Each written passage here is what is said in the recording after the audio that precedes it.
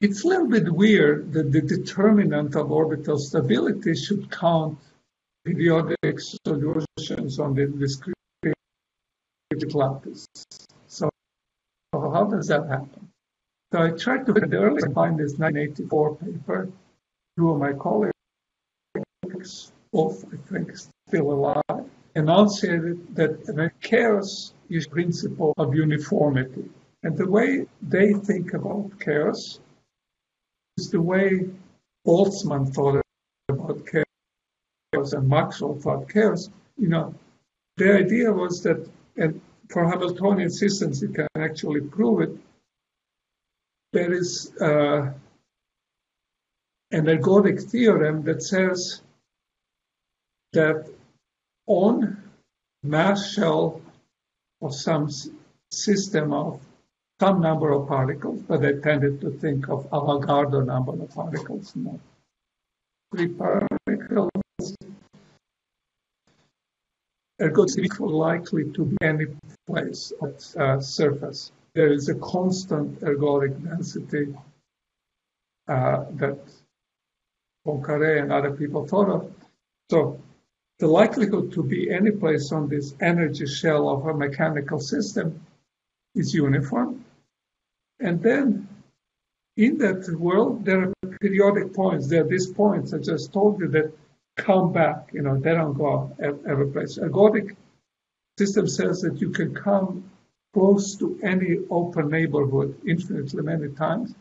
But periodic points are weird. They're, Platonic points which never go anyplace. They just recycle their little finite period set of points that belong to, so they are there. But you think of them as you think of rational points on a unit interval. So unit interval is filled with normal numbers you cannot specify finitely because you need infinite many digits to specify each one of them. But in any open neighborhood of such normal number, there are rational numbers, the ones that we use when we use our measuring stick, fractions of an inch. And you can describe everybody by saying in which interval they're. So that's the same idea, but now it's in arbitrarily many dimensions. And they say, well, you have to count it by natural weight. And natural weight, it's a little calculation, but natural weight says that if I have a neighborhood of my periodic point, or periodic orbit, then I can count everybody who, for one return of the orbit, is still my neighbor. I can count them as my neighborhood. So I compute the size of my neighborhood by looking at the stability of the orbit. And I only care about the volume in many dimensions, but what's the volume of everybody who survives with me for one return? And that's given by this formula. The Jacobian has lots of exponential numbers, so this one doesn't matter very much. So that's a natural weight. So that's, if somebody tells you there is periodic orbit theory, that's what periodic orbit is. Now we have Hill formula that says, well, you can do this by going around every orbit that's computed by this small determinant. But Hill and Poincaré say that if I look at the whole orbit and perturb it, its neighborhood is this side, Hill determinant.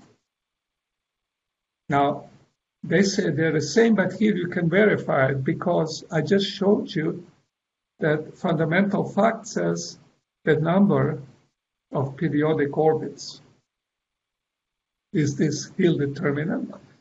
So if I divide by number of orbits and multiply, I'll get 1. So the fundamental fact says that you can count all possible orbits just by being able to compute these volumes, and you know how important they are in partitioning the state space of the system, saying they have neighborhoods. So let me tell you what the neighborhood is.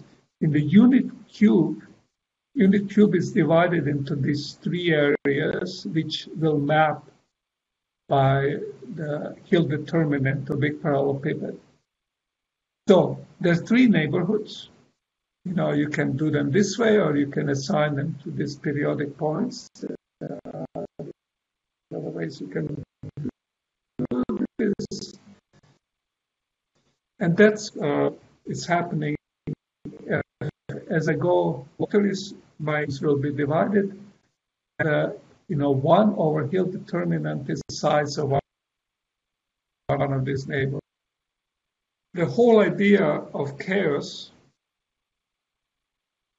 is, instead of starting and wandering through a crazy Bernoullistan landscape and seeing where I end up, which is what people do when they run computers and tell you this is chaos and they measure Lyapunov, I said, no, I want to have a book of life. I want to have a book that tells me what all possible fates I can have on Bernoullistan of certain size, like n steps.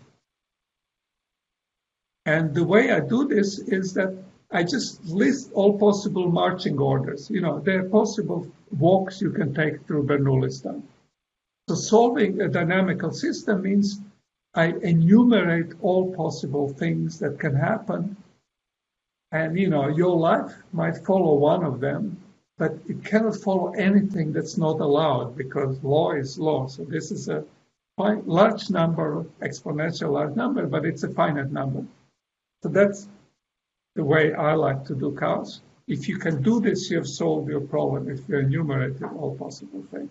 Now, for this flipping coin or flipping dice to do, because it's linear and we can really do it. You can do it by hand. Usually, for Lorentz system, you have to put it on computer to enumerate possibilities. So this is, the fundamental difference. So this is a modern way to think about it. You don't think about, it looks random. It's not random because it follows a deterministic law. But it has innumerable possible number of, random trajectory, not random, but possible ways you'll traverse your life before you're dead. And that number is finite, and I just enumerate them. In statistical method, that's called partition function. I look at some chain of pins going up and down or magnets, and I enumerate all possible possibility. Then you have to give each one of them a likelihood that they'll happen. That's this number here. It's how big is the neighborhood? If I start any place in state space, I belong. That tells me how probable the event is. And once you have done this, you can compute anything. You can find out what's the average height of people in Bernoullistan, or you can find out what's average height square. All the moments, all the statistical things I told you are now deterministic calculations. For this particular system, I can do it.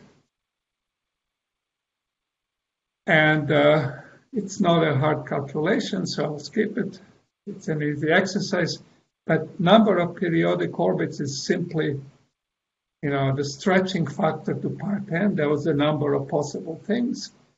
And it happens so that because I'm taking modulo 1, I'm not allowed to identify the origin and the fixed point. I have to subtract 1, but that's all. That's it. And now comes the next clever thing, which is, I tell you that you have 3 futures if you step 2 steps. And you have 7 futures if you step 3 steps. And you have and you say, but why do I care about any particular length of life for my system? Just tell me the answer for everybody. Everybody who lives 1 year or 1,000 years or 1,000,000 years.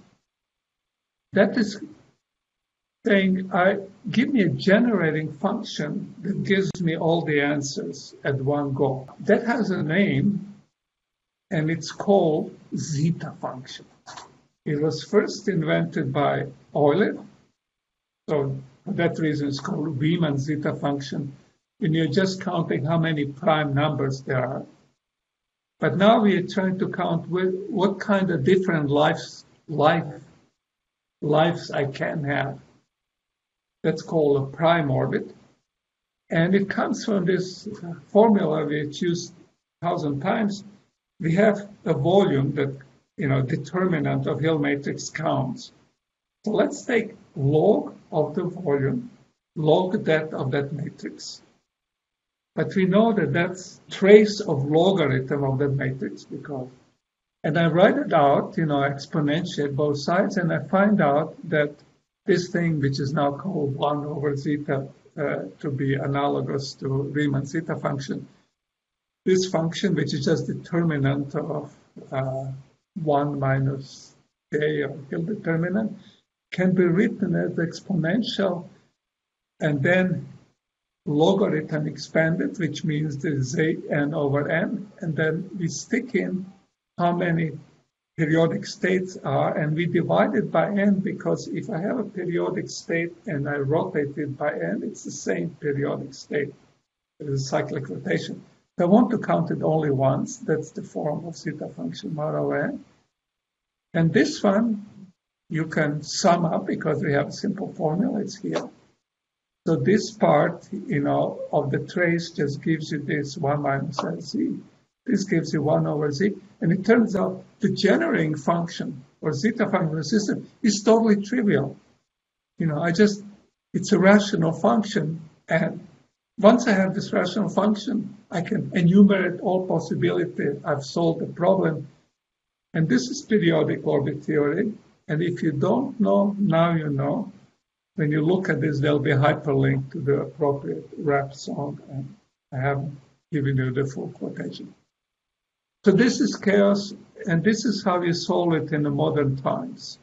You enumerate all possibilities.